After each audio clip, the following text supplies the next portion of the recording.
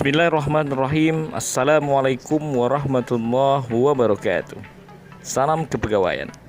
Berjumpa lagi bersama kami Bapak Ibu, masih bersama pengelola unit kepegawaian kantor Kementerian Agama Kabupaten Kampar, masih di dalam channel UP Kemenak KPR.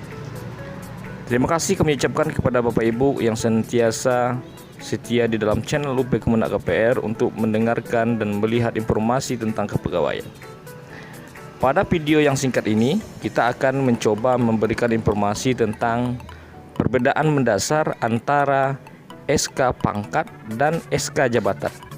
Karena masih ada yang belum mengetahui tentang perbedaan mana yang dimaksud dengan SK pangkat dan mana yang dimaksud dengan SK jabatan. Khususnya bagi jabatan fungsional guru. Karena memang untuk SK jabatan tersebut tidak sama dengan SK jabatan untuk guru tersebut. Nah, bagaimana perbedaan tentang SK pangkat dan SK jabatan itu? Mari kita saksikan pada video berikut ini.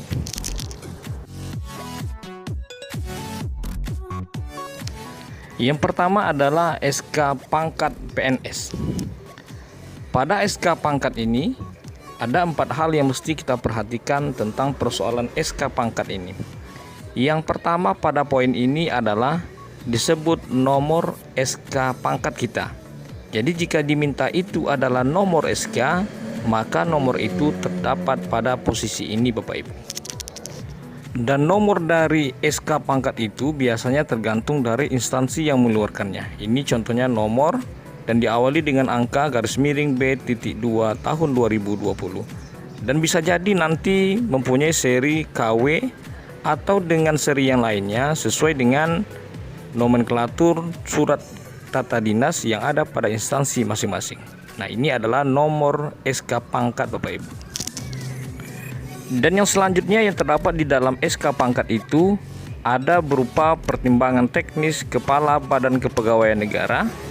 Maka setiap dari SK pangkat itu pasti mempunyai pertimbangan teknis dari Badan Kepegawaian. Nah, di sini contoh dari nomor perteknya adalah dengan seri AI, strip, dan diikuti dengan nomor tanggal 28 Februari tahun 2020. Nah, ini adalah nomor pertek dan tanggal pertek itu sendiri. Nah, jika kita diminta untuk masukkan nomor pertek dan tanggal pertek dari SK pangkat kita, maka masukkanlah nomor pertek ini dan tanggal pertek ini. Selanjutnya pada bagian berikutnya adalah disebutkan TMT atau terhitung masa tugas dari pangkat baru kita. Jadi setiap SK pangkat itu pasti mencantumkan kapan TMT dari pangkat itu. Maka di dalam SK ini contohnya TMT pangkat 4A ini dimulai pada 1 April tahun 2020. Jadi kalau diminta kita untuk memasukkan TMT dari SK pangkat, maka masukkanlah TMT yang tertulis pada bagian ini, yakni contohnya 1 April tahun 2020. Nah, di dalam posisi TMT ini juga nanti akan menyebutkan besaran gaji pokok kita, besaran dari masa kerja kita, masa kerja golongan kita, dan nanti pada posisi ini juga khusus untuk guru akan menyebutkan jabatan dari guru itu sendiri. Apakah dia nanti pertama, muda, atau madya. Tetapi yang perlu digarisbawahi adalah bahwa SK pangkat ini bukan SK jabatan. Dan yang selanjutnya yang perlu kita ketahui juga adalah tanggal dari pembuatan SK tersebut. Maka pada bagian SK pangkat ini, jika kita ingin melihat di mana posisi tanggal dikeluarkannya SK, maka tanggal itu berada pada posisi bawah kanan atau pojok kanan bawah. Nah, posisinya berada pada posisi ini. Ini contohnya ditetapkan di Jakarta pada tanggal 31 Maret tahun 2020. Nah, jadi SK pangkat kita itu dikeluarkan pada tanggal 31 Maret tahun 2020 contohnya. Nah, inilah beberapa hal yang mesti kita ketahui dari data yang ada di dalam pangkat kita. Nah, biasanya yang diminta itu adalah nomor SK, pertek dan tanggal pertek SK kita, selanjutnya TMT dari SK tersebut, dan diakhiri dengan tanggal dari SK tersebut. Nah, ini tentang persoalan hal-hal yang mesti kita ketahui di dalam SK pangkat kita.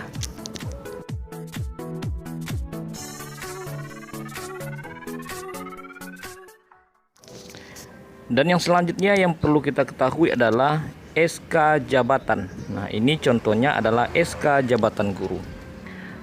Pada posisi SK jabatan guru itu, yang mesti kita ketahui bersama adalah perihal dari SK tersebut. Maka pada posisi bagian atas ini, maka ada sebuah kalimat yang berbunyi, Keputusan Kepala Kantor Wilayah Kementerian Agama Provinsi Riau nomor KW dan seterusnya tentang kenaikan jenjang jabatan bagi guru.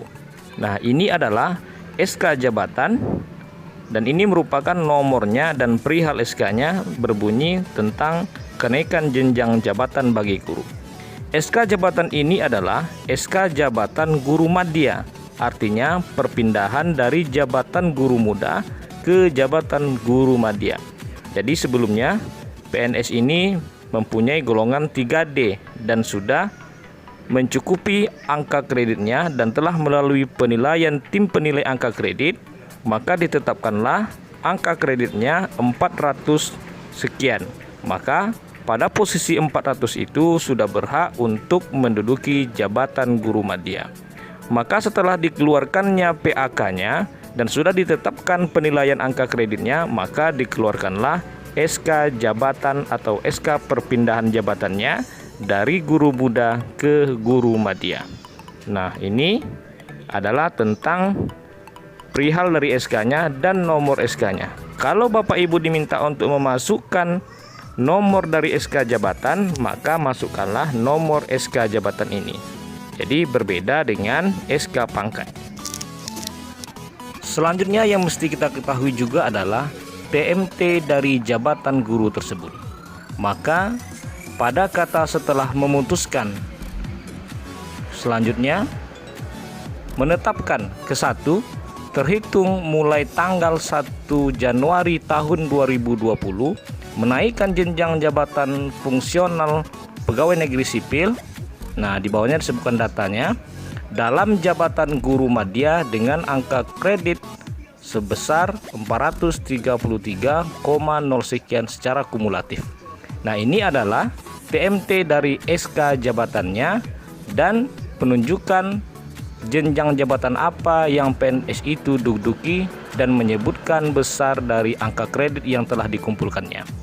Jadi jika Bapak Ibu ditanya untuk kapan TMT jabatannya, maka buatlah TMT jabatan ini terhitung mulai tanggal berapanya dan di posisi jabatan guru apa Bapak Ibu berada dan berapa besaran angka kredit yang telah dikumpulkan.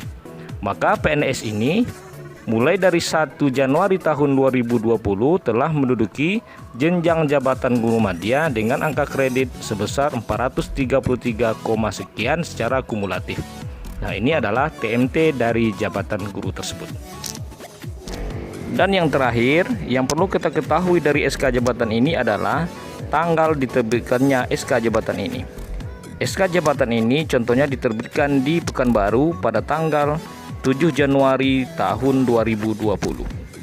Jadi itulah beberapa hal yang mesti kita ketahui dari SK jabatan ini. Pertama, nomor dari SK jabatan tersebut. Yang kedua, TMT dari jabatan tersebut. Selanjutnya adalah pada posisi apa jabatan guru tersebut dan tanggal diterbitkannya SK jabatan tersebut. Nah, inilah Bapak Ibu kawan-kawan semua tentang beberapa perbedaan mendasar tentang SK pangkat dan SK jabatan.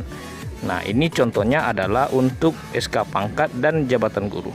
Tetapi pada dasarnya semua jabatan fungsional tertentu itu, apakah dia arsivaris, apakah dia penyuluh, apakah dia penghulu, analis kepegawaian dan fungsional lainnya, maka SK jabatan itu berbeda dengan SK jabatannya. Nah, demikian Bapak Ibu tentang informasi yang dapat kami sampaikan tentang perbedaan dari SK pangkat dan SK jabatan. Semoga informasi ini bisa bermanfaat bagi kita semua. Lebih dan kurang kami banyak mohon maaf. Wabillahi taufiq wal hidayah. Wassalamualaikum warahmatullahi wabarakatuh. Salam kepegawaian.